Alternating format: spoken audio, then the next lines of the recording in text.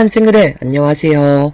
박주영 전사님이에요. 한 주 동안 잘 지냈나요? 오늘 설교 제목은 그래도 하나님은 여전히 일하고 계셔요. 오늘은 퀴즈로 시작해 볼게요. 첫 번째 퀴즈. 예수님께서 하나님의 일을 시작하시기로 결정하시고 광야에서 몇 일 동안 금식 기도를 하셨을까요? 몇 일 동안 하셨을까? 네, 맞아요. 40일 동안 기도를 하셨어요. 40일 동안 아무것도 먹지도 않고 40일 동안 금식 기도를 하셨어요. 아마도 조용히 기도로 하나님의 계획을 마음으로 나누고 또 하나님께서 하실 일들을 준비하셨을 거예요. 이번에는 두 번째 퀴즈. 애굽의 왕자였던 모세가 애굽에서 죄를 짓고 도망쳐 나와 광야에서 살았던 시간은 몇 년이었을까요? 몇 년이었을까? 네, 맞아. 이번에는 40년이에요. 40년. 모세는 왕자의 신분에서 도망자의 신분으로 40년 동안 힘들고 어렵게 보냈어요. 왕자에서 도망자의 신세가 된 거예요. 아무도 모세의 심부름을 하지 않았어요. 모세의 할아버지의 말을 아무도 듣지도 않았고요. 모세는 그런 자신의 초라한 모습을 보았을 거예요. 그리고 그 시간을 통해서 더욱 겸손해지는 법을 배웠을 것이요. 그런데 여러분, 어떤 일도 하지 않고 기도만 했던 예수님의 40일 동안의 기도의 시간과 또 그 어떤 하나님의 일도 하지 않고 도망자로 살았던 모세 할아버지의 40년이란 시간이 아무런 의미가 없는 시간이었을까요? 아니에요. 결코 그렇지 않아요. 하나님께서 그러한 시간을 허락하신 것은 앞서 말한 것처럼 분명 이유가 있을 거예요. 하나님의 뜻을 생각했던 예수님의 시간, 왕이 아닌 백성으로 겸손해질 수밖에 없었던 시간. 하나님은 이런 시간을 통해서 하나님의 계획을 준비하시는 분이에요. 그런데 40일, 40년도 아닌 400년이란 오랜 시간 동안 하나님께서는 아무런 말씀도 없이 특별한 준비를 하셨어요. 어떤 준비를 하셨을까요? 오늘 말씀 시편 103편 19절 말씀 한번 읽어볼게요. 여호와께서 그의 보좌를 하늘에 세우시고 그의 왕권으로 만유를 다스리시도다. 하나님께서는 특별한 준비를 하셨어요. 그것은 바로 이스라엘 주변의 나라들의 언어를 하나가 되게 하신 일이에요. 하나님께서는 그리스라는 나라를 세워서 많은 나라들을 다스리게 했어요. 그리스는 수많은 나라를 다스리며 그 나라들에게 그리스 말을 가르치고 사용하도록 했어요. 서로 다른 나라들끼리도 서로 대화를 할 수 있게 된 거예요. 하나님은 그리스를 통해 언어가 하나가 되게 하셨지요. 또 다음으로 하나님께서는 각 나라로 쉽고 빠르게 갈 수 있는 길을 만드셨어요. 길은 로마를 통해 만들어졌는데요.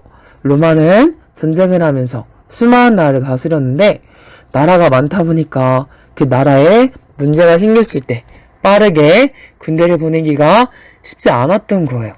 그래서 로마는 군대가 쉽고 빠르게 갈 수 있는 길을 만들기로 결정을 했어요.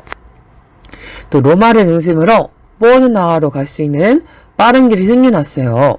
하나님은 로마를 통해서 어디든 빠르게 갈 수 있는 길을 준비하신 거예요. 그렇다면 하나님께서는 왜 그리스를 통해서 말이 하나가 되게 하시고 또 로마를 통해서 길을 만드신 것일까요? 왜 그러셨을까?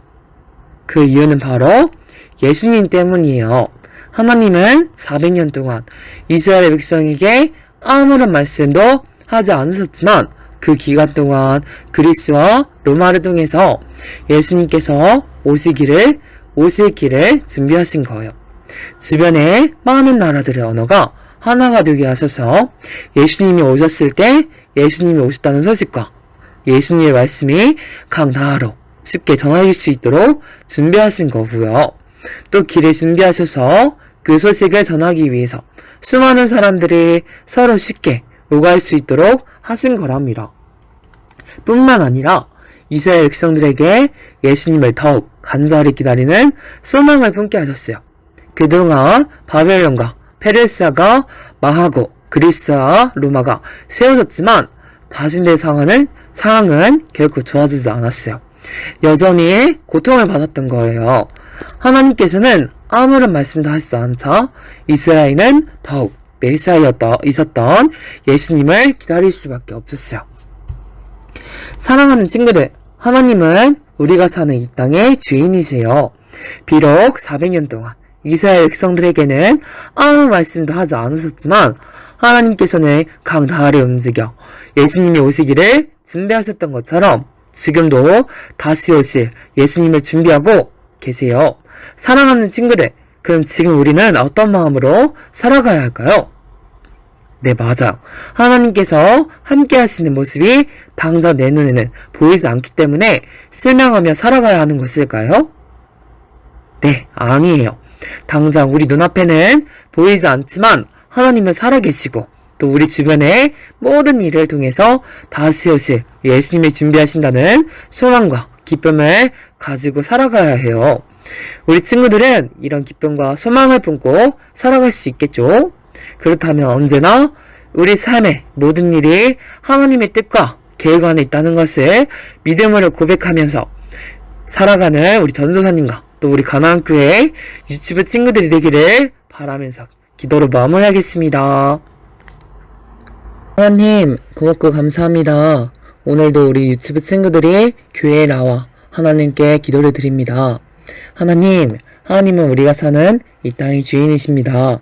하나님께서 함께 하시는 모습이 당장 내 눈에 보이지는 않지만 하나님은 살아계시고 또 우리 주변의 모든 일을 통하여서 다시 오실 우리 예수님을 기억하는 기쁨을 가지고 살아가게 해주세요.